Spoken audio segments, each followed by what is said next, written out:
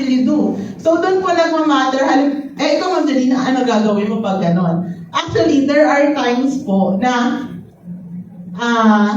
kailangan na, kumbaga urgent, kailangan na ng tarpaulin. Alam niyo po ginawa ko? Ako yung nagpagawa ng sarili kong tarpaulin para lang may maipadala ko doon.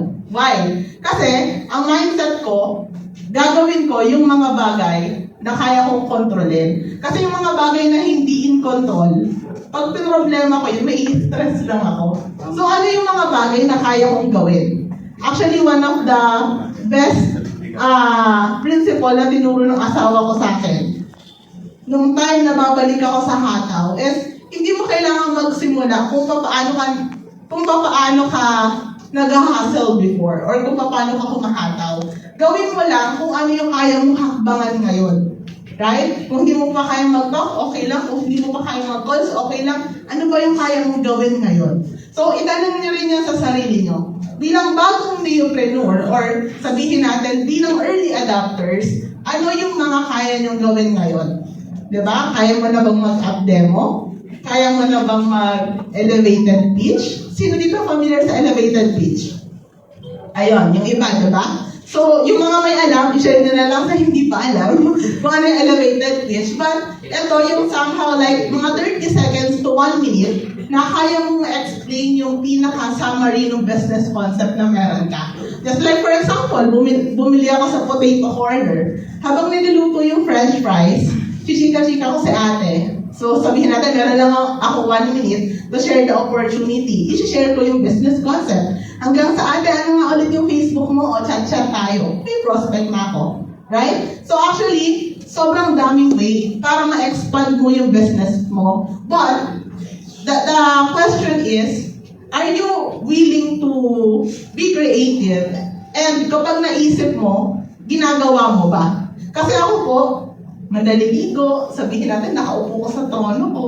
Diba, even po nagpapa-breastfeed ako sa baby ko, pag may naisip po ako na idea, nilalagay ko po yun agad sa notes ko. And sabi nila, ang tanging paraan para ma-retain sa utak mo yung bagong knowledge na nalaman mo is to teach. Ituro mo agad. And alam ko yan ng mga full-timers ng team natin. Na pag meron akong bago, nangangalampag ako, sinishare ko talaga sa kanila. Or kung hindi man, naririnig nila na ina-apply ko na. So, ganun din. O, halimbawa, alam mo na mag-app demo. Right? Pag uwi mo, pag-practicean mo yung asawa mo, yung kapatid mo, ganito yan. Diba? Ano ba yan? O, diba yung asawa mo, hindi pa alam kung ano yung business mo? Diba? So, ganun din sa kapatid mo. Right? So, again, maraming paraan para ma-expand mo yung business mo. But, this is the question. Isa ka ba sa mga initiator sa stage ng company natin right now? Ma'am Janina, ano ba yung initiator? Diba? Ito normally yung mga operator or neopreneur natin na nasa isang city or nasa isang area na hindi sila pumapayag na nag-join lang sila.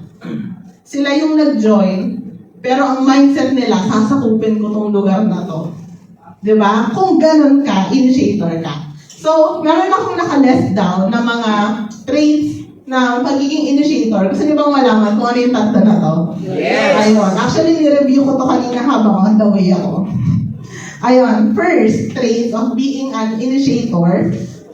Sabi dito, initiator steer with a clear destination in mind. So, kailangan, ikaw bilang initiator, malinaw sa'yo kung saan ka papunta. Hindi pa uwi Hindi sa bahay nyo Dito sa business. Diba? Ikaw nag-join ka, operator ka. Alam mo ba kung saan papunta? Alam mo ba kung magkano ang kaya mong kitain 1 year, 2 years, 3 years from now? Alam mo na ba kung ilang service provider ang target mo ma-register? Alam mo na ba kung gaano kadaming operator ang i-goal mo na maging part ng organization mo?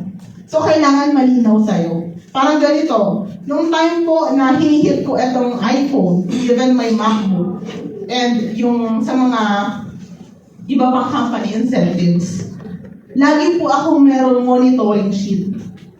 Kasi kailangan alam ko kung nasaan, kumbaga nasang part ng journey na ako, At alam ko kung ano yung dulo ng journey na yon.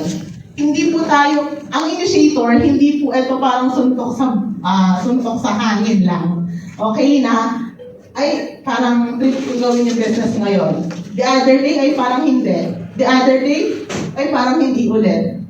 Pag after 4 days, saka lang ulit, pag meron lang nag-inquire. Hindi po ganun. Ang initiator, pag walang nag-inquire, halimbawa, lumipas na po yung 2 araw, parang feeling nyo walang progress. Ikaw yung magkakaroon ng initiative. Diba? Ikaw yung gagawa ng paraan para magkaroon ka ng kakausapin. Hindi yung kakausapin mo, ang aantayin mo na lumapit sa'yo. Kasi if you're waiting for the prospect na mag-message sa inyo, isa lang ibig sabihin nun, inaantay mo lang din yung cheque mo. Inaantay mo lang din yung pangarap mo. At ang pangarap at income, hindi inaantay, inaabot. Right? Yes. Pangalawang traits. Ay, hindi po ako nananakit. Ngayon, iba yung sobrang tutok sa akin yung mga mata. Magdalina, sobra ka na. Actually, ito po, sinishare ko lang po. Kasi kung hindi po nasasabi sa inyo, or siguro naman nakikita niyo naman yung mga post ko online. Isa po tayo sa mga talagang tinitake advantage yung pagiging early adopters and first mover, right? So, ako po, mas masaya po kasi kapag sabay-sabay tayo. Diba? So, second trait, eto, tamaan sa pool. Pero kung hindi mo maintindihan, pa-translate mo na lang sa katabi mo. Ayan, initiators don't just talk. They take action.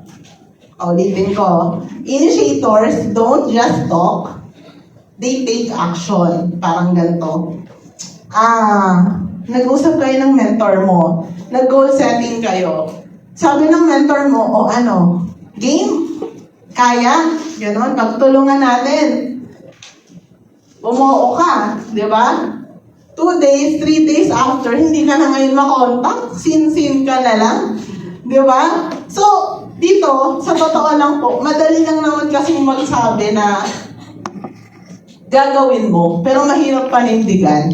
And dito po, sa part ng organization natin, ako po, mas favorite ko, yung hindi nagyayabang pero tinatrabaho. Diba? Kasi mas mahirap yun eh. Actually, masakit yung tenga ko pag sa mga mayayabang eh. Diba? To tell you honestly, kapag meron pong mayabang under me, na kay hina-high blood ako kahit low blood po ako eh. Ganon kasi bakit? Ang yabang mo, hindi ka pa nga kumikita. Ang yabang mo, wala kang ginagawa. Diba? Saka ka magyabang pag mas malaki na yung kita mo sa akin. Diba kasi may ganun po, to tell you honestly, lalo po yung mga yung mga acne, diba yung parang feeling nila, alam na nila lahat. Yung 7 years naming inaral, tapos sasabihin niya, alam na niya. Diba? So, ang mga initiators, hindi lang sa salita, sa gawa din. Right? So, ito po, syempre, aminin na natin, majority of our neopreneurs right now is mga baguhan. Yun po, patama ko po yun sa mga luma. Pero pwede din kung bago ka tapos mayabang ka. Kidding aside. So, yun po is para sa mga operators, sabihin natin na bago, sabihin natin gusto mo na gawin, pero hindi mo kasi alam paano. Ako po, ang mindset ko, every time meron po akong hindi alam, first person na i-chat ko, hindi yung crossline ko, hindi yung downline ko, yung mentor ko. Kasi that's the role of your mentor eh. Tama po ba? At wag po natin gawing manghuhula yung mga mentors. Wag kang mag-chat sa mentor mo kapag pasuko ka na. Alam niyo may ganun po. Which is kumbaga parang sasakit. Kung sipon at ubo pa lang yan, kumonsulta ka na, wag mo na antayin maging cancer. Kasi mas mahirap gamutin eh. Nakukuha niyo po yung point? Yes. So, ibig sabihin, if the concern is maliit pa lang at kaya pang agapan, lumapit ka na, i-report mo na, di ba, i-consult mo na. Tama po ba? Yes. Ayan, okay pa po ba kayo? Yes. Okay pa po yung puso nyo? Yes. Okay. Third, ayan siya, initiators dive into uncertainty while others hesitate. Medyo malalim, no? Pero sa totoo lang po, ito po ang mahirap kapag early adopters ka. Kasi kumbaga sila dito mga nakapunta na sa Baguio, merong mga daan na malabo eh. Parang hindi mo pa makita, di ba? Kung ano yung next na hahakbangan mo or saan ka next na pupunta. Actually, dito sa part na to, well, you have the rights na mag-hesitate and you have the rights na magduda. Pero again, even the successful na mga traditional business owner, hindi din naman nila alam kung anong kalalabasan ng business nila few years after.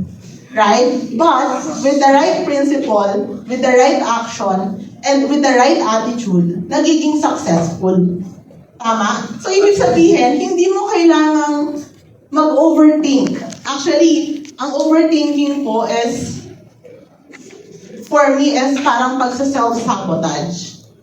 Parang, halimbawa, sa jowa mo, feeling mo may babae, wala nga eh. Pinapahirapan mo lang. Grabe yung tawa ni Sir. Grabe yung tawa ni Sir. Wala nga eh. Pinapahirapan mo lang yung puso mo. Parang gano'n din sa business. Sa totoo lang po, nung nagsisimula ako, ito yung isa sa mga kinlear ng asawa ko. Nung time na kuya ko pa lang siya. Sabi ko sa kanya, Kuya, what if hindi ako kumita dito? What if hindi talaga para sa akin to? Kasi parang yung nakikita ko ng mga nandito, mga mga batikan na eh. Yun yung mga tanong ko sa kanya. Sabi ko, saka what if hindi ko kayang kitain yung pinikita mo ngayon? So sabi sa akin ng kuya ko, na asawa ko na ngayon, sabi niya, ayusin mo yung self-talk mo. Kumbaga parang, even that, you need to be aware kung paano ka nagsa-self-talk.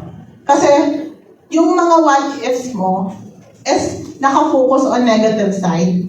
You need to help yourself na mag-focus into positive. Ganito yung what-if niya. What if naging milyonaryo ka? Diba? What if ikaw pala yung isa sa magiging top 10 ng company?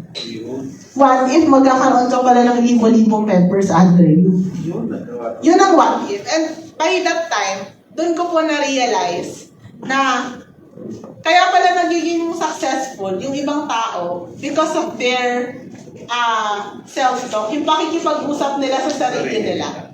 Right? So, yun, actually, nung sinabi niya yun, every time na sa lahat po ng pagkakataon, ayan, nasayaw na si Seller.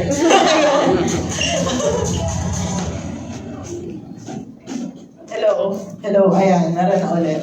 So after na sabihin yun, naayusin ko daw yung self-talk ko. Actually, hindi ko lang sa business na-apply yun.